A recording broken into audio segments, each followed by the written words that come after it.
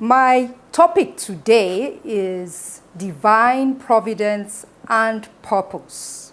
And I would like to start off by asking a question.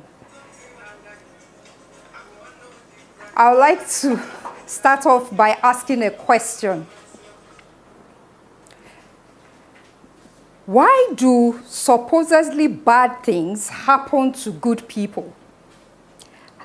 And in this instance, I want to replace good people with the term believers, which we can consider ourselves to be. I'm sure at one time or the other, we have all asked ourselves this question, especially when we suffer a loss of a loved one prematurely, or we lose a job unexpectedly, or the sudden or wrongful imprisonment. All these things can be considered to be bad things, and we have known them to happen to believers for one reason or the other. And sometimes these things that we consider as bad things can test our faith. It can test can make us question whether God is still there, whether he's up there, whether he's concerned about you. And today, we'd like to spend the next 50 minutes trying to answer the question and see why these things are allowed to happen. Now, we're going to look at two case studies, if we have time, in the Bible. The first is the story of Joseph. Joseph is one person that we can say was a good person who had bad things happen to him. We want to see why did these things happen, and when they did, how did he handle the situation, and what did God do for him? Now, when we met Joseph in Genesis 37, he was a young man of 17. He was the favorite son of Israel. He had 10 older brothers. He was a dreamer. And he was kind of cocky. He was arrogant. He liked to brag before his 10 brothers. Now, God had given him some dreams, telling him about his future.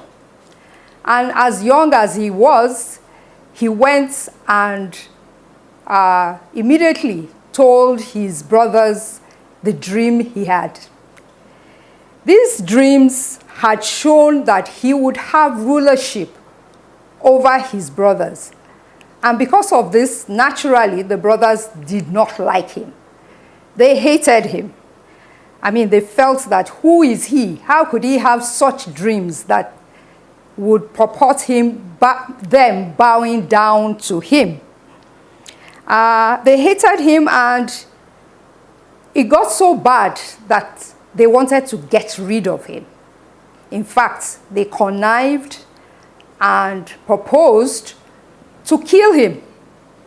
So when his father sent him on an errand to go and see how his brothers were doing, they planned to kill him and actually got themselves together.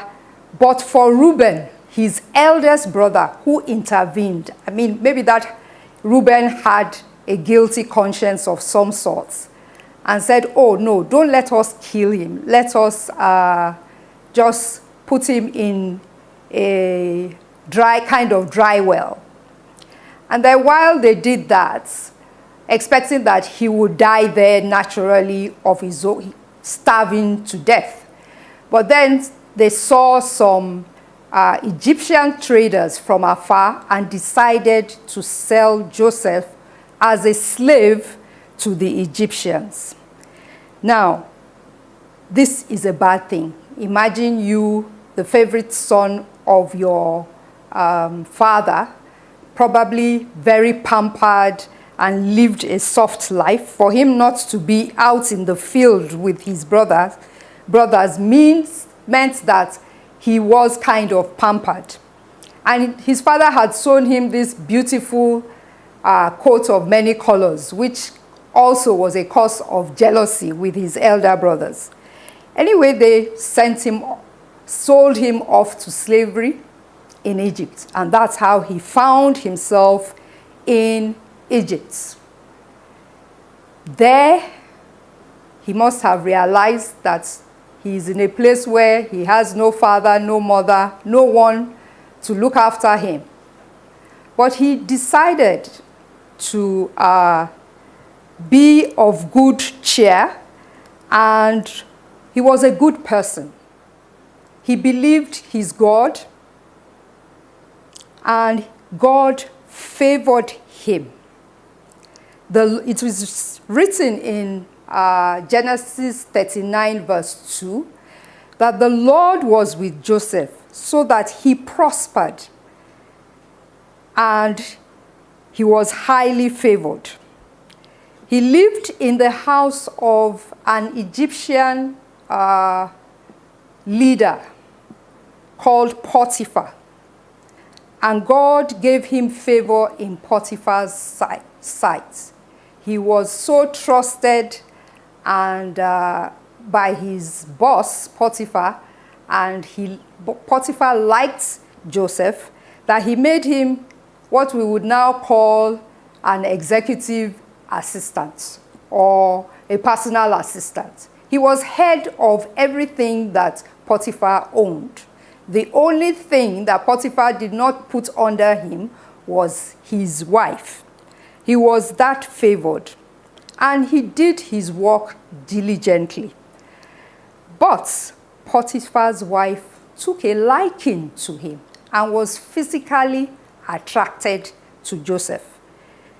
Joseph must have been a man that we would call now had six packs, muscular, very attractive, and Potiphar's wife wanted to have an affair with him. Now, this was the beginning of his troubles. Because he refused, as he said, and I quote, he could not do such a wicked thing because of his master and sin against God. Now, Potiphar's wife manipulated those around, screamed and accused him of rape. And so he was thrown into prison. This is another bad thing happening to a good person. Again, he found himself in prison, and the Lord went with him again. And he showed him kindness and granted him favor in the eyes of the prison warden. Now again, he must have been of good behavior, mixing well with his fellow prisoners, and he must have showed some signs of leadership in the prison, such that the prison warden put him in charge of other prisoners. He continued to do good in the prison. He interpreted dreams for his fellow prisoners. You remember, he himself was a dreamer. By the time he got into prison, he had the skill, the ability to interpret dreams. There were two prisoners that joined him in prison that came from Pharaoh's palace. One was a baker, if you remember, and one was someone who served wine for the king. Now, we don't know what they did, what brought them into prison, but they found themselves there. And they had dreams. Now, it was Joseph that interpreted the dreams and told the two prisoners the meaning of their dreams. One it was said, the dream was interpreted to mean that he would be killed after, I think, 3 days, and the other would be set free. Now, he thought he had asked the one that was set free to please keep him in mind and speak on his behalf to Pharaoh. But of course, immediately the wine taster got out, he forgot completely about Joseph. And he found himself there in prison, remaining in prison for another 2 years. It was only after 2 years that the Pharaoh himself had a dream, two baffling dreams, and he couldn't interpret it, and no one around him could interpret the dreams. Now, the wine taster, or the one that gave him cupbearer, suddenly remembered that, oh, while he was in prison, there was a Jewish slave that interpreted his dream for him, and it came to pass. So he told Pharaoh, and it was only then that Joseph was brought out of prison. He came out, and we all know that he interpreted the dreams, told Pharaoh what the dreams were about, and the dreams were talking about a famine that was going to be so severe that there would be no food in the land, and not only in Egypt, in surrounding cities. He did interpret the dream and then gave them a solution, what they could do to prevent, to ensure that people did not die during this famine. Now, at age 30, you know, he was taken as a slave around 17. By the time he came out of prison, he's 30 years. He spent like 13 years in hardship. Now, we would, if it were anyone, we would say, oh, why is all this thing happening to me? Why is God just looking and not saving me from this situation? But he did come out, and he was made governor over the whole of Egypt, second to the Pharaoh, just because he provided a strategy that saved the land, that saved Egypt during the famine. Now, this famine, as I said, did not only affect the Egyptians, Israel, where Jacob and Joseph's brothers were also in famine. And then Jacob said, look, rather than all of us sit down here and die, you people, he asked the brothers, his 10 brothers, to go to Egypt and go and see if they could buy some supplies for them. Now, they went and they came to Joseph. They couldn't recognize Joseph, but Joseph, immediately he saw them, realized that these were his brothers. And eventually, the brothers came, he told his brothers after a while that, look, I am Joseph, your brother. And naturally, they felt so bad. In Genesis 42:7, they felt so bad, but Joseph told them that they shouldn't feel bad because God sent me ahead to preserve you a remnant on earth, to save lives by a great deliverance. Now, God knew that Israel would be suffering a famine. And so he had prepared a way to save his people by sending Joseph ahead. Unfortunately, he had to go there as a slave, be put in prison. All this was so that he could get to the position of the governor of Egypt. Now, I could say that bad things happen to good people because of divine providence.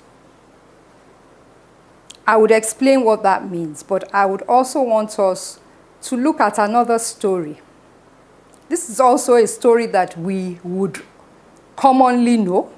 It's the story of a woman this time, Esther. Now, Esther, we know, we hear of, was an orphan. She lost her parents when she was very young. And Mordecai, her uncle, adopted her and brought her to Shushan, where in the palace where there was a king, Xerxes, that he had sent his wife packing because his wife had treated him arrogantly, and Vashti, his queen, was thrown out of the palace. Now, he wanted a new wife, and so he was advised to go through the land and bring in all the young maidens, pretty, beautiful, intelligent young women, to come into his palace so that he could make a choice. Now, Hadassah, or Esther, was one of these women. She was brought in to the palace, and she was chosen. I'm paraphrasing because of time. She was chosen as the queen. Now, in the palace was a man who wanted to get rid of Mordecai and all the Jews in the land. So he convinced the king to pass an edict that would result in the death of every Jew, man, woman, child in the land. Mordecai, when he heard of the edict, was very sad and began to mourn, wearing sackcloths around the palace where Esther was.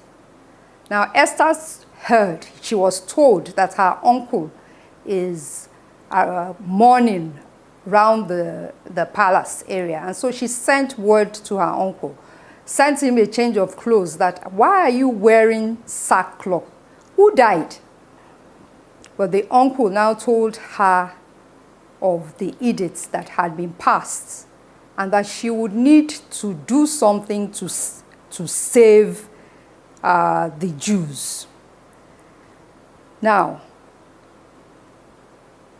Esther, like a young woman, just said, you know, my uncle, I cannot go to meet the king unless I am called. And she doesn't think she could do much. And the uncle said, no, don't think that you are safe because you are in the palace, and that people don't really know that you are a Jew. You don't know whether you have been put in this palace as a queen for such a time as this. That is where I'm going. For such a time as this. God knew that Haman would want to destroy all the Jews. And he had seen that ahead and made provision that he took a little girl from her village who had lost her parents, caused her uncle to come and pick her up, adopt her, and ordered the events such that Vashti left and created a vacancy for Esther to be made queen for such a time as this. So again, we see divine providence and purpose coming into play here. Now, what do we mean by divine providence? Providence comes from the word, a Latin word, providentia, which essentially means having foresight or making provision beforehand. God is the creator of the heavens and the earth. He is sovereign. He knows the end from the beginning. And so he prepares. He makes you go through some things and puts things in place to control some things and make sure that his purpose is fulfilled. Now, right from the beginning of creation, when Adam and Eve committed the first sin, God had known that he would have to redeem man. And he had known that the way he would do it would be to send Jesus Christ to come and redeem and save mankind. He knew that, it was in his purpose that Jesus Christ will come through an Israelite. So everything that has happened, right from him calling Abraham out of Ur, through everything that has happened from then until when Jesus Christ was born, was according to God's will and purpose. So when bad things do happen to good people or believers, it's because it fits in the purpose for which God has created. Now, there is an overall purpose that God has. Overall, he wants to be known, and he wants ultimately to bring glory to his name and expand his kingdom. That's everything he does would eventually lead to that main purpose. God is sovereign. He rules over everything that he has created. And that is the providence of God. Every aspect of our lives is included in God's providential order. The same goes for nations and individuals. He did everything he could to ensure that Jesus came through Mary and Joseph. He preserved that nation. He kept them in slavery for 400 years. They went from the journey from Egypt to the land of milk and honey, took 40 years just to ensure that he preserved that nation. The same goes for individuals. The formation, the growth, our existence, our fortunes, our destiny, Everything is controlled by God. We read in the Bible that God formed us in our mother's womb. He knew us even before we were born. We were created in our mother's womb. We are told in Psalm 139, verses 13 to 14, "For you created my innermost being. You knit me together in my mother's womb. I praise you because I was fearfully and wonderfully made. Your works are wonderful, and I know that full well." Now, that shows us that he knew us before we were even created. God rules the destiny of all peoples on the earth, and of his people Israel in particular. This is in accordance with his own benevolent purposes in order to bring all of them to the saving knowledge of himself. He ordains what happens in our lives. He meets our needs. He guides us. He sends prosperity and allows adversity, all for his purpose. We see in Psalm 139, verses 15 to 16.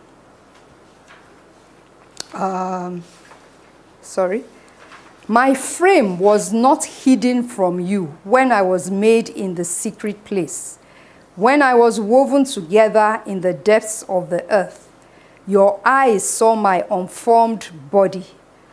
All the days ordained for me are written in your book, before one of them ever came to be." So this also supports the fact that he knew us before we were born, and every day of our lives, he knew what we will be going through, and they have been written in his book. Even when we will be called home, because that's one thing we are sure of, that we would leave this earth, and only he knows that day. Just the same, he allows adversity to happen to us, but we can rest in the knowledge that all things will work together for our good, as we are told in Romans 8:28. And we know that in all things, God works for the good of those who love him and who have been called according to his purpose. So everything that happens to us is in line with God's purpose for our lives. But one thing we can be guaranteed of, we can be sure of, is the fact that it will lead to, he would lead us, he will give us a hope and bring us to an expected end, as we are told in Jeremiah 29:11. So, we need to remember that God is one, and he has control over all things in the universe. He is our heavenly Father, and he knows and loves us infinitely. So when we are going through these seemingly bad things, just know that there's a purpose for it. And that purpose is most likely going to align with God's ultimate purpose. We can rest in the fact that even the hairs on our heads, they are numbered, as we are told in Matthew 10:30. And he has us tattooed on his palms. So nothing can happen to us without God knowing about it. And once we know that God knows about it, then we know that it will end well for us. It is Matthew 6:25 to 28 to 29 tells us that he who clothes the grass and the flowers of the field will also take care of us. If he can arrange the lilies of the valley of the field that are here today and gone tomorrow with such beautiful arrangements, why do we think that he would not look after us? He would. So when bad things happen to you, please just know God is in control. It is according to his purpose, and he will get it out of us. He will get us out of it. Job 36:11 says, if they obey and serve him, they will spend the rest of their days in prosperity and their years in contentment. That is a word for us, showing us that he is the one that sends us prosperity. And prosperity does not necessarily mean monetary wealth or financial gain. Prosperity means you fulfilling your purpose as a person. God causes all things to work for good, to work for our good, and we should rest in that. Another verse that tells us about God giving us prosperity is Isaiah 45, verses 7. It says, I form the lights and create darkness. I bring prosperity, and I also create disaster. I, the Lord, do all these things. So God allows prosperity. He also allows adversity. It is all within the providence of God. Everything has to do with purpose. So when you are going through some things, just think, what is the purpose of what I am going through? What does God want to do through me or through this circumstance that I am going through? Now, God used Joseph's suffering to save Israel, also used Esther's suffering to bring her into prosperity, as well as save a whole nation. Now, I'm sure there are many other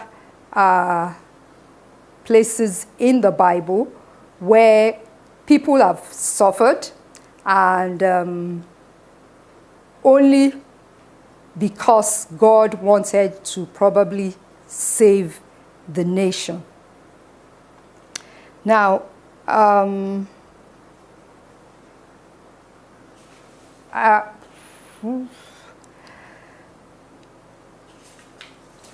providence, God's providence, as we have been talking about,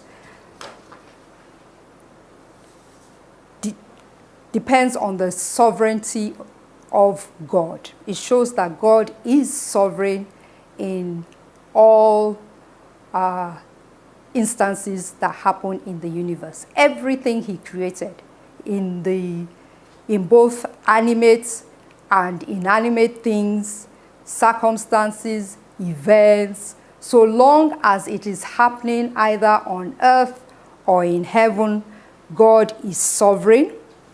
And we see this, his sovereignty, told to us in the Bible, in many verses in the Bible. For instance, the First Chronicles chapter 29, verse 11 says, yours, Lord, is the greatness and the power and the glory and the majesty and the splendor. For everything in heaven and earth is yours. Yours, Lord, is the kingdom. This is just telling us of the sovereignty of God. Psalm 24, verse 1 also says, the earth is the Lord's and everything in it. The world and all who live in it, we all belong to God. Psalm 115 verse 3 says, our God in heaven, he does whatever pleases him. Now, this is just showing the sovereignty of God. God's plans, they stand firm forever.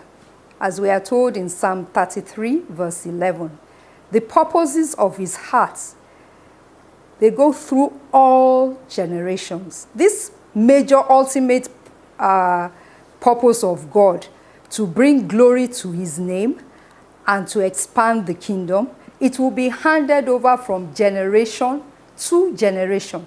There is no way that God will destroy.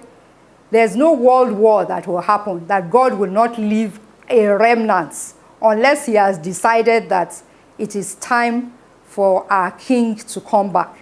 He will leave a remnant. He will make sure that there are at least 7,000 people, as in the case of Elijah, that would that will keep his purpose alive. So the purposes of his heart, they are handed down through all generations. Proverbs 19:21 also tells us that many are the plans in a person's heart, but it is the Lord's purpose that prevails. So we see this when Joseph's brothers, they gathered together, they wanted to kill him. But that wasn't the purpose. That did not align with God's purpose. God wanted him to be in Egypt to save the Israelites later on. So he frustrated the plans of the wicked brothers. So we see his sovereignty being the purpose for which he has created you. So sometimes you go through many winding paths before you get to where God wants you to get. You wonder, instead of going, maybe your classmates, they had gotten into jam before you, jam kept jamming you, and you were wondering that, is God alive? But God probably had a purpose. Maybe there's a particular person he wanted saved in the year he wanted you to be in the university and kept you back. Or sometimes he just does it to protect you and preserve you and make sure that you fulfill the purpose that you have been created for. Sometimes he can hide you in prison. If there are people that want to destroy you, he can take you into prison if he knows that that is where you will be hidden and you will not be killed. So not every bad thing that happens to you is totally bad. And God, as he has said in Romans 8, he would always make everything work out for your good. And then it tells Isaiah 14 verses 24 to 27 says, surely as I planned, so will it be. That's God speaking. And as I have proposed, so it will happen. Now, whatever he plans, it will come to pass, just like his word. When he sends it, it will not return to him void without accomplishing what it was sent for. So are his plans. Once his plans, he will bring about everything to cause his plans to come to be fulfilled. Now, in summary,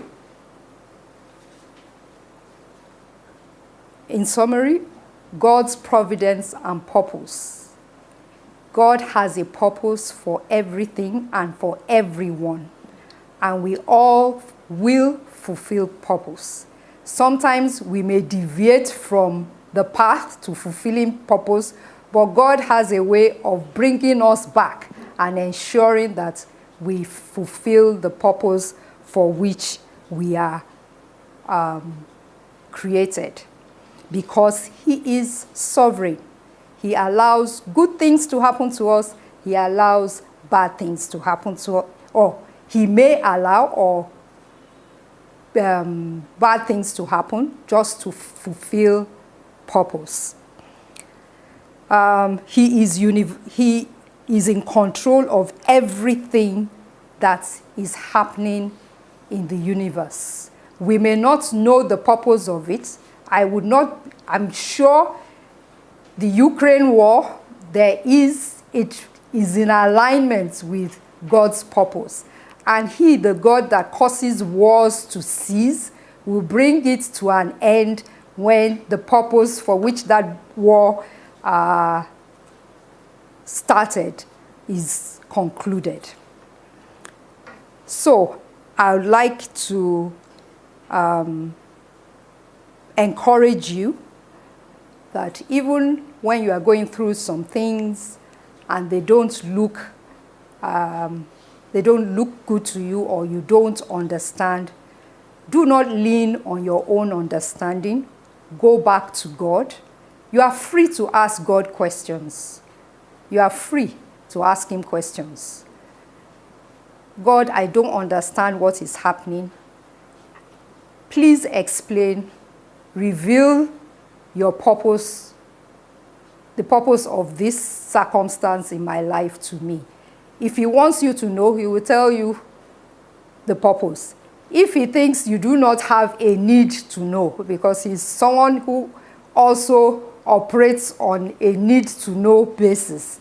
If he thinks you don't need to know, he will just tell you that, look, don't worry, go on, I'm there with you, I will strengthen you, I will not leave you, I will take you through it.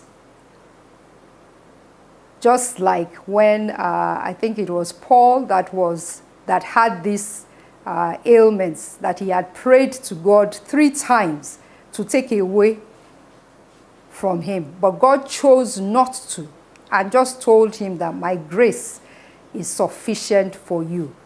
And after that, Paul just went ahead and found himself doing his thing. That ailment was no longer a problem for him. He could live with it, whatever it was. We don't know what the ailment was, but he could live with it. God always, he doesn't he doesn't give you temptations that he knows that you would not be able to go through. And he always creates a way out for you. So I'd like you to remember these few facts. God is universal. He's always there. He's in control of everything that happens, even when we can't understand why things happened.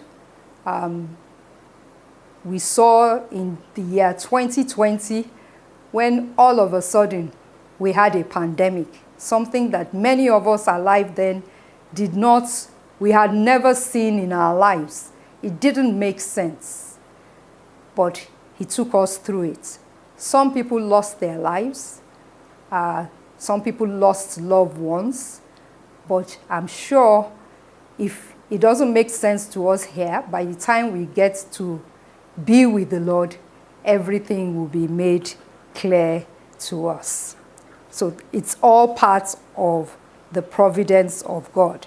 So supposedly bad things happen to good people because it is in line with God's purpose for his or her life.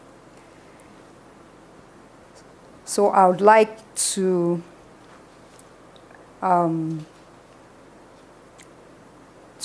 I hope that I have been able to